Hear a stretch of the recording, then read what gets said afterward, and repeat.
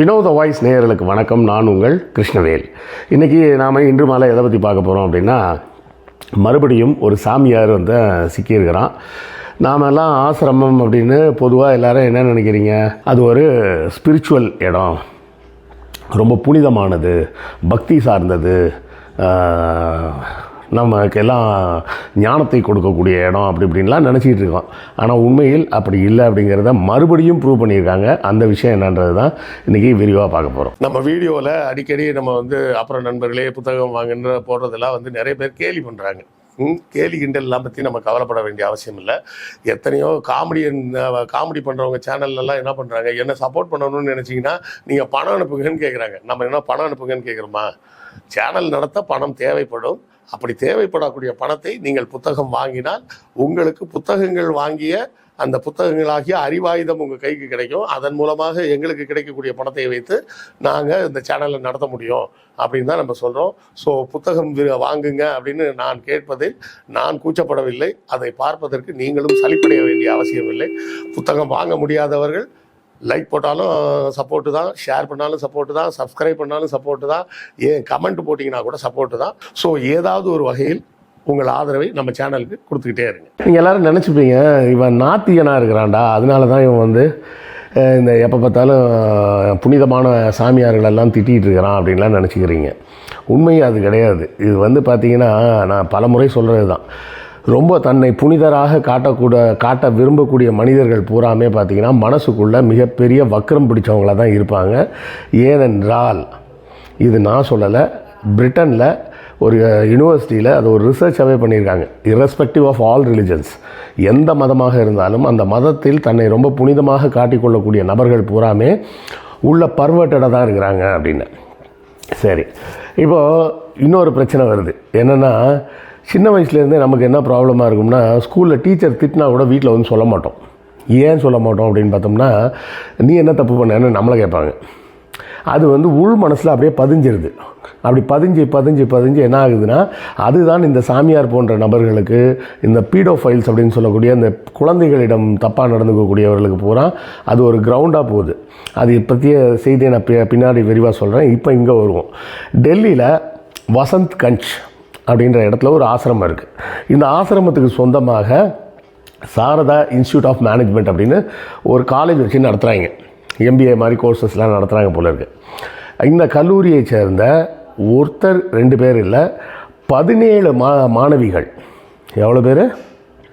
17 மாணவிகள், கல்லூரி மாணவிகள். அதனால் இது போஸ்கோவில் வராது, ரேப்பில் தான் வரும். ஆனால் இந்த 17 மாணவிகளும் ஒரே நேரத்தில் கம்ப்ளைண்ட் கொடுத்துருக்குறாங்க. செப்டம்பர் 20, அதாவது இன்றைக்கி ஒரு 5 நாளைக்கு முன்னாடி தான். அப்போது இதில் 17 பேரும் கொடுத்துருக்கிற கம்ப்ளைண்ட் என்னென்னா, அங்கே இருக்கிற அந்த சுவாமி சைத்தன்யா ஆனந்தா அப்படின்னு பேர். சைத்தன்யா ஆனந்தா அலைஸ் பார்சாரதி, அவர் பேர் பார்சாரதி, அவ்வளோதான். சாமியார் ஆனவுடனே சைத்தன்யா ஆனந்தாவாக மாறிட்டார். என்ன கம்ப்ளைண்ட் கொடுக்குறாங்கன்னா, எங்களுடைய ஃபோனெல்லாம் கான்ஃபிஸ்கேட் பண்ணிக்கிறாங்க. அந்த ஃபோனில் அவுட் கோயிங் போகாது, இன்கமிங் மட்டும்தான் வரும். அந்த இன்கமிங் கால் அவர் சாமியார் மட்டும்தான் பண்ணுவார். எங்களை ஹாஸ்டலில் தனி இடங்களில் தங்க வச்சிடுறாங்க, வேறு யார்ட்டையும் பேச விட மாட்டாங்க. எங்கள் பெற்றோரிடம் கூட நாங்கள் பேசி மாத கணக்காகுது. மெடிடேஷனுக்கு வா அப்படின்னு சாயங்காலத்தில், அதாவது சாயங்காலம் காலேஜ் முடிஞ்சோடனே சாமியார் உங்களை பார்க்கணுன்னு சொன்னார் அப்படின்னு அங்கே சொன்னாலே இவங்களுக்கு பதட்டமாயிடும்.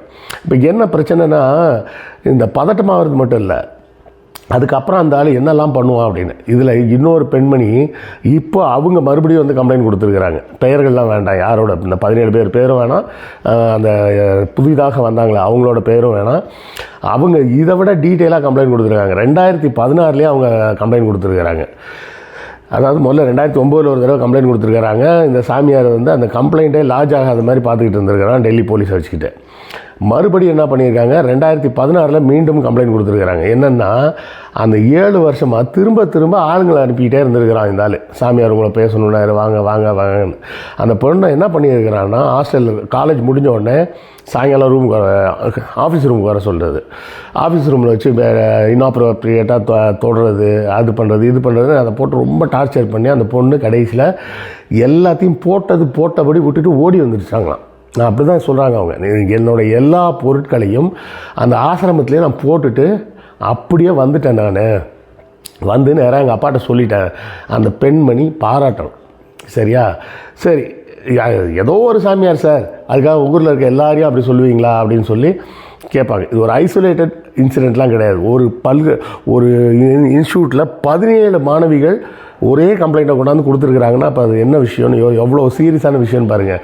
அப்போ 17 பேர் கம்ப்ளைண்ட் கொடுத்துருக்காங்கன்னா இன்னும் கம்ப்ளைண்ட் கொடுக்காதவர்கள் எத்தனை பேர் இருந்திருப்பாங்க அப்படிங்கிறதையும் யோசிக்கணும்ல.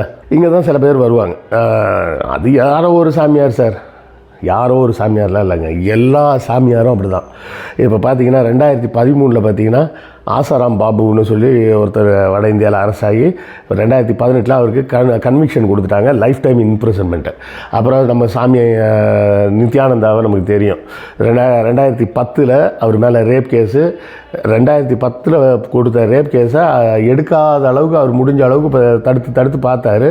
ரொம்ப முடியலன்றப்ப 2019 தப்பிச்சு ஓட்டார். போய் கைலாசான்னு போய் உட்காந்துட்டு அங்கே உட்காந்து கூத்தடிச்சிட்டு எல்லாரையும் பார்த்து நம்மளுடைய மொத்த சிஸ்டத்தையும் பார்த்து நக்கல் அடித்து சிரிச்சிட்டு உட்காந்துருக்கிறான் அந்த ஆள். கரெக்டுங்களா இல்லையா? அடுத்தால பார்த்திங்கன்னா பஞ்சாபில் ஒரு சாமியார், அவர் பேர் வந்து பார்த்திங்கன்னா குர்மீத் ராம் ரஹீம் சிங் அப்படின்னு பேர்.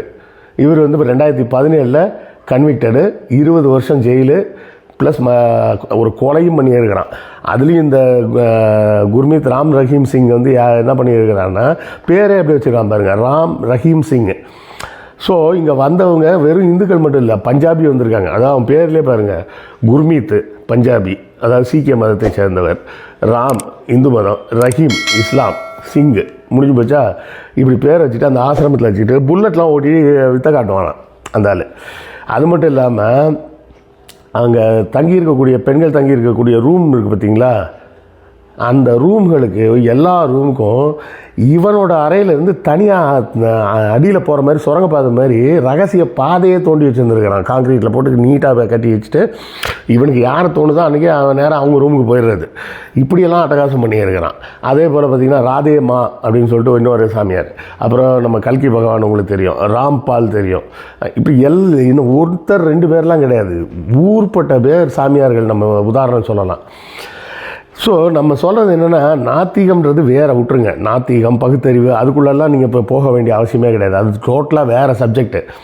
நிறைய பேர் என்கிட்ட பெரிய புத்திசாலி மாதிரி கேட்பாங்க, நீங்கள் நாத்திகர்னு சொல்கிறீங்களே, உங்கள் மனைவி நாத்திகரா அப்படின்னு கேட்பாங்க. என் மனைவியை நாத்திகராக மாற்றுறது என் வேலை கிடையாதுங்க. அது மாறணும்னா அவங்க தான் மாறணும். துர்காம்மா பாருங்கள், ஸ்டாலின் இவ்வளோ திராவிட மாடல்லாம் பேசுகிறாரு, துர்காம்மா வந்து எல்லா கோயிலுக்கும் போகிறாங்கன்னு. ஒருத்தர் கோயிலுக்கு போகிறாங்க அப்படின்னு சொல்கிறத தடுத்தா தான் அதுக்கு பேர் பகுத்தறிவு கிடையாது. புரியுதா? பகுத்தறிவுன்றது வந்து புரிந்து கொள்வது. கடவுள்ன்றது ஒரு கான்செப்ட் தான், அது அப்படிலாம் ஒன்றும் கிடையாது. அதுக்காக நம்ம டைம் வேஸ்ட் பண்ண வேண்டிய அவசியம் இல்லைன்னு. அப்படி அந்த கான்செப்டை உண்மைன்னு நீங்கள் நம்பும்போது தான் இப்படி ஃப்ராடு சாமியாருக்கு பூரா வந்துடுறாங்க. சாமியார்னாலே ஃப்ராடு தான், அதை நான் தனியாக ஃப்ராடுன்னு சொல்லி எக்ஸ்ட்ராவாக சேர்த்து சொல்லணும்னு அவசியம் கிடையாது. அப்போது இந்த சாமியார் இதில் அப்போ யோசிச்சு பாருங்கள், ஒரு பொண்ணு 2009 அங்கேருந்து ஓடி வந்திருக்காங்க, கம்ப்ளைண்ட் கொடுத்துருக்காங்க, 2016 கம்ப்ளைண்ட் கொடுத்துருக்காங்க, அப்பவும் எடுக்கலை. இப்போ 2025 வந்து இப்போவும் அவங்க அதை சொல்கிறாங்கன்னா நல்லா யோசிச்சு பாருங்கள், எவ்வளோ வருஷம் ஆச்சுன்னு பாருங்கள்.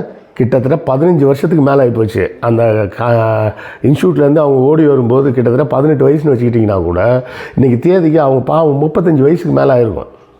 அப்போ 35 வயசு ஆகிற வரையும் அந்த ரணம் வந்து அவங்களால தாங்க முடியல, அந்த ப்ரெஷர். நான் ஆரம்பத்துலேயே சொன்னேன் பார்த்தீங்களா, ஒரு விஷயம் சொல்கிறேன்னு, அது என்னன்னா வேறு ஒன்றும் கிடையாதுங்க. நம்ம வந்து சின்ன வயசுலேருந்தே குழந்தைங்களுக்கு என்ன சொல்லி கொடுத்துட்றோம், ஏதாவது ஸ்கூலில் திட்டுறாங்க, யாராவது இப்போ அவங்கள்ட்ட அந்த குழந்தைங்கள்ட்ட அடித்தாங்க வச்சாங்கன்னா நீ என்ன செஞ்ச அப்படின்னு கேட்குறோம். அந்த நீ என்ன செஞ்சேன்னு கேட்கும்போதே அந்த குழந்தை வந்து என்ன பண்ண ஆரம்பிச்சிருது, எதை சொன்னாலும் நம்ம மேலே தான் சொல்லுவாங்க, குறை சொல்லுவாங்க போல இருக்குது அப்படின்னு ஒரு அச்சம் வந்துடுது. இப்போ இந்த மாதிரி சாமியாருங்களாக இருக்கும்போது பொது வெளியில் அவங்களுக்கு வந்து ஒரு புனிதமான பிம்பம் வந்துடுதா. அப்போ அந்த சாமியார் என்னை கையை பிடிச்சி இழுத்தான் அப்படின்னு இவங்க யாராவது பெண்கள் வெளியே வந்து சொல்கிறதா இருந்தால் அடுத்த கேள்வி, நீ என்ன பண்ண, அந்த சாமியார் வந்து உன்னை கையை பிடிச்சி இழுக்கிற மாதிரி நீ என்ன நடந்துக்கிட்ட. ஏன்னா நம்ம ஆளுங்க கேட்குறதே தானே, ராத்திரி ஒரு பொண்ணை வந்து ரேப் பண்ணிட்டாங்களா அப்படின்னு சொன்னால் ராத்திரி அந்த பொண்ணு ஏன் அங்கே போச்சு கேட்குறாங்களா இல்லையா பெரிய இந்த புனித காவலர்கள். ஸோ சிறு வயதிலிருந்தே உங்கள் குழந்தைங்களுக்கு தங்களுக்கு சந்திக்கக்கூடிய பிரச்சனைகளை பெற்றோரிடம் பகிர்ந்து கொள்ளக்கூடிய ஒரு இடத்த கொடுங்க. அந்த இடம் கிடைக்காம தான் நிறைய பிள்ளைங்க தங்களுக்கு நேரக்கூடிய அப்யூஸை பூரா பல்ல கடிச்சு அட்ஜஸ்ட் பண்ணிட்டு போயிடுறாங்க. இது சொன்னோம்னா நம்ம ஒரு இன்ஸ்டியூட்டை எதிர்த்து பேசுகிற மாதிரி ஆகிடுது, ஒரு தலைமையை எதிர்த்து பேசுகிற மாதிரி ஆகுது.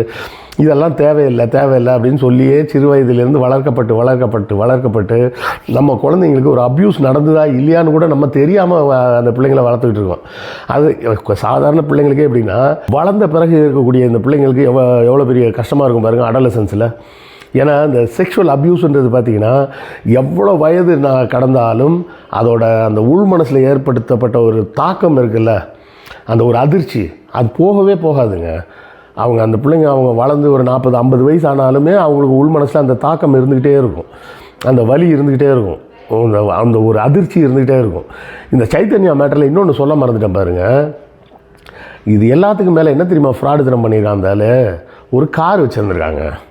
சரி, கார் வச்சுருந்தா அது ஒரு ஃப்ராடா சார் அப்படின்னா, காரில் நம்பர் பிளேட் எப்படி தெரியுமா இருந்தது?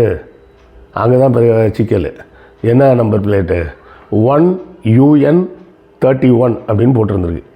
அப்படி தான் ஒரு நம்பர் பிளேட்டு. அது என்ன 1UN31 ஏதோ சொல்கிறீங்களே சார், வழக்கமாக இந்த வந்து DL14 TN25 இப்படி தானே வரும்னு.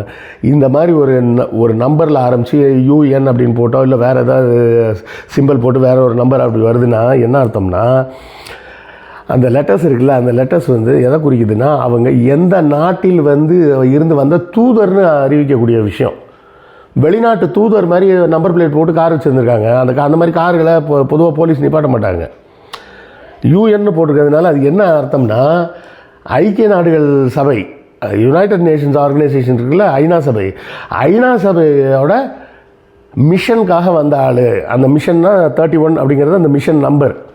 அவர் எந்த ஒரு ப்ராஜெக்ட்டுக்காக வந்திருக்கிறாரோ அந்த ப்ராஜெக்டோட நம்பரை வந்து அடுத்தால போட்டிருப்பாங்க. UN31ன்றது அந்த ப்ராஜெக்டோட நம்பர். அந்த ப்ராஜெக்டில் இவர் ஒருத்தர் மட்டும் வராமல் நிறைய பேர் வந்துருக்கலாம்ல. அப்படி வந்தாங்கன்னா அவங்களோட ஹைரார்கி படி இந்த முதல் நம்பர் மாறும், 1 2 3ன்னு. 1னா அந்த மிஷனோட டோட்டல் ஹெட் அவர்னு அர்த்தம். அப்போ ஊரில் எப்படி ஏமாற்றிட்டு இருந்திருக்கான் பாருங்கள். ஐநா சபையில் ஒரு வேலையாக இந்தியாவுக்கு வந்த ஒரு தூதர் ஒருத்தரோட கார் இது அப்படின்னு சொல்லி அந்த காரை வச்சு ஓட்டிகிட்டு இருந்துருக்கிறாங்க. அந்த காரையும் சீஸ் பண்ணிட்டாங்கன்னு நீங்கள். அப்போது ஒன்றுக்கு எத்தனை ஃப்ராட் நடந்திருக்குன்னு பார்த்தீங்களா?